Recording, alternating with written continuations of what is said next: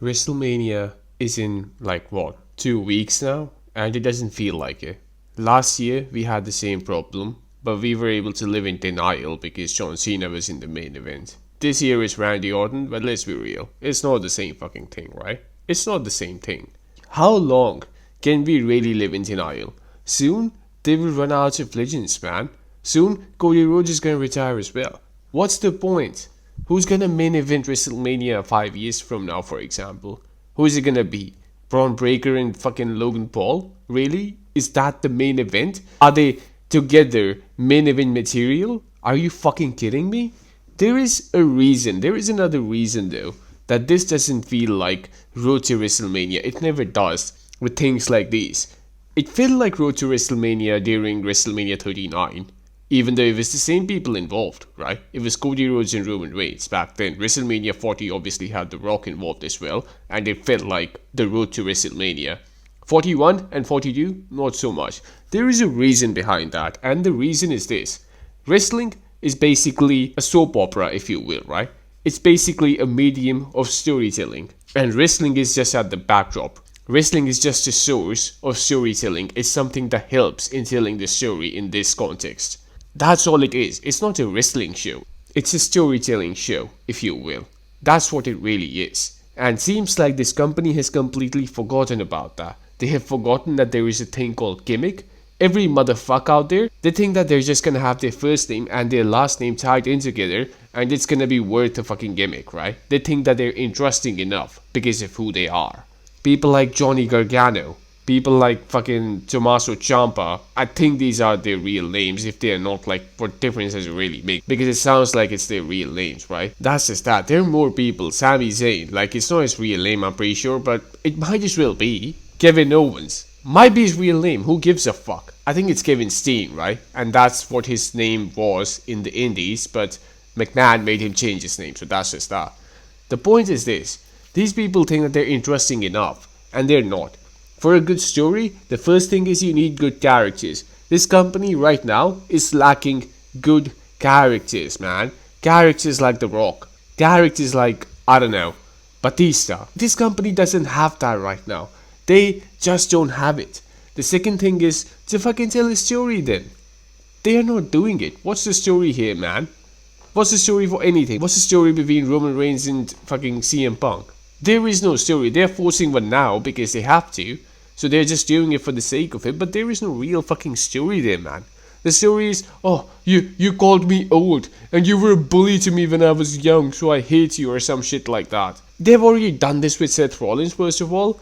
There was some potential there, but Punk got injured, and when he came back, they had a match on Monday Night Raw, which doesn't make any sense. Like, this could have been a WrestleMania match. It would have been if Punk did not get injured, but he did, so that's just that.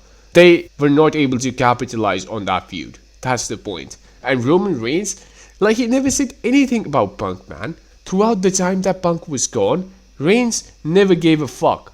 Why is it that he cares so much now? Like, he is obviously a bigger star than CM Punk. Everybody knows that deep inside, right? Like, why the fuck does he care? Rollins is not a bigger star than CM Punk, right? So, why would Roman Reigns give a fuck what Punk has to say? It doesn't make any sense. Same thing with Randy and Cody Rhodes. Like, the build up to this is just so fucking bad, man. It is so bad. I have said this before. I will say it again. Cody should have turned heel last year. He should have turned heel last year, and he should have faced a babyface John Cena. He could have faced a babyface Randy Orton this year, or even better, you can create a new babyface. I don't know, someone like LA Knight or whatever the fuck, whoever your fucking pick is for that. You can create a new babyface. You can try 2 or 3 babyfaces at the same time, right? You have 2 brands. You can try multiple babyfaces who can potentially be ready to main event WrestleMania in the upcoming year. But they did not do that. They obviously tried to build Braun Breaker, who got injured, and Bronson Reed for some fucking reason. Like, that's like the worst fucking choice you can think of. Bronson Reed is never gonna main event WrestleMania. I don't think Braun Breaker will as well. He might, because there is just no one else. So he might, but I don't think so, man. I don't see it happening, to be honest. I thought Austin Theory had some potential, but that's also like kind of fading away now. So there is no one left. There is nobody left. And this company, because they cannot tell good stories, are struggling to create new stars. You need to have good stories to create new stars as well, because if people are invested in the stories, that's how stars are made, in my opinion. You can be the best wrestler, you can have the best look, you can have everything. It doesn't matter if you're not ever a part of a good story. You have to be a part of good fucking storylines, man. Otherwise, it's not gonna work. Think about any fucking star, man.